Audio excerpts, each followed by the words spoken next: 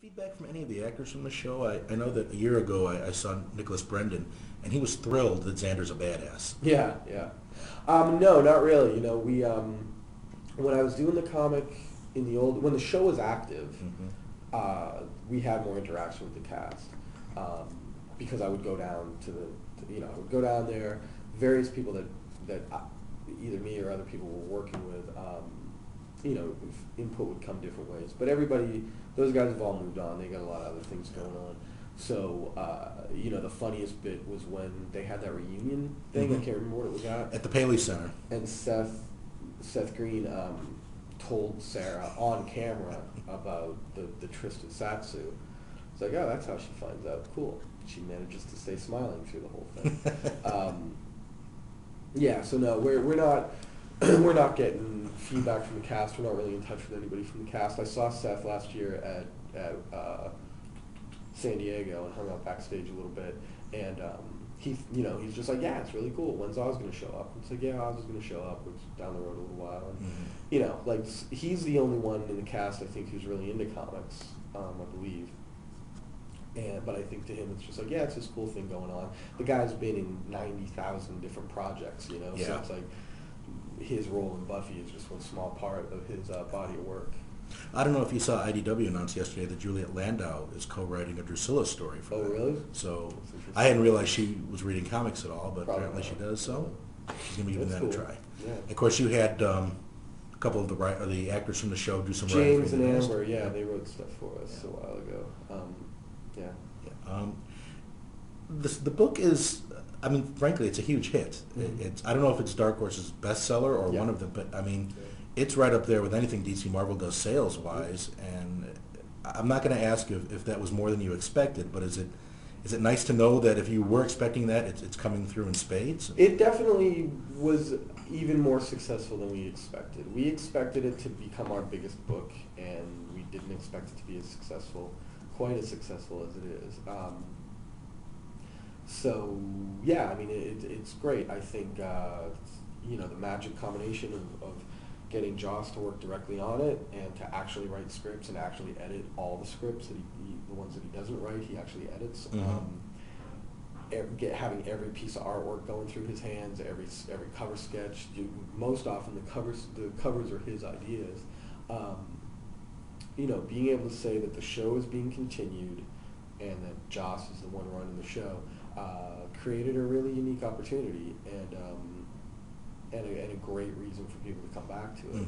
So yeah, we knew it was going to be big. We might have underestimated how big it was going to be, but it's not so much a surprise as just a little gravy. But it's nice to see the mainstream media pay it so much attention, and Yeah. not in a condescending way. You don't get headlines saying, "Bam, boom, biff, Buffy makes hit as comic." It's treated as just, here's a piece of literature, and it's carrying on something from another medium, but it's all part of the same tapestry.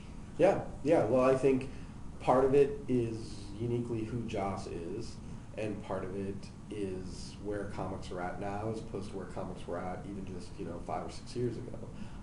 The mainstream media has taken note, and yeah, it's definitely it's a different world for comics, just like it's a different world for vampires. Joss. Yeah, there was an article in Rolling Stone this week about Joss. Did you see that? No, I haven't. It's great. It doesn't mention the comics, but it talks about the revolution that he's stirring up with Dr. Horrible. Having done this thing online and showing everybody, hey guys, we can do this. We don't need the studios. We don't need the budgets. We can do cool, unique content.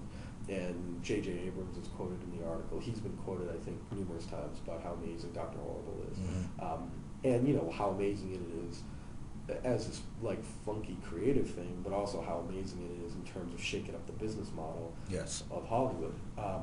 Between that and the Guild, suddenly everyone is realizing just a camcorder and some imagination, and you can do a lot. Yeah, and it's going to be liberating for these guys who are used to having to spend tremendous amount of money, but first they need to get it from somebody who has it, and the people who have it lack the imagination that the creative people have. Yeah.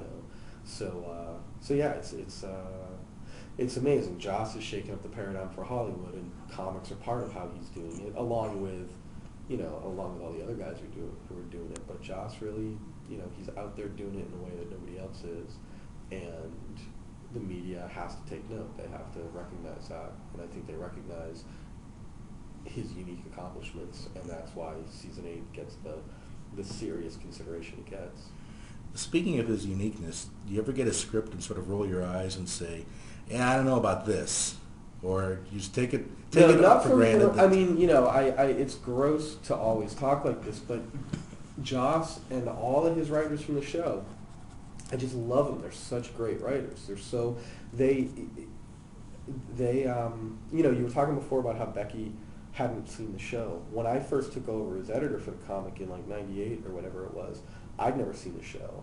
I had friends who were fans of the show, and they were always trying to sell me on it, but I didn't watch TV, so I'd never seen it. And all it was that the book was coming up, and it had vampire in the title, and I'd rather edit something that had the word vampire in the title than you know, the kind of superhero books that we were doing at the time. Mm-hmm. So this was a book that it's like, yeah, let me have that one, let me have that one. And I was still relatively new at Dark Horse, had only kind of proved myself so much, but Buffy became a great testing ground. It became a great way to prove myself, and I hadn't seen the show, so I started kind of studying the show, and the shows that I like, usually it's the writing that makes me like them, and so it took me a while to really understand what Joss was doing, and I had some obstacles in that for the first couple of years, my interaction with the property was through these filters. You know, like I dealt with Fox,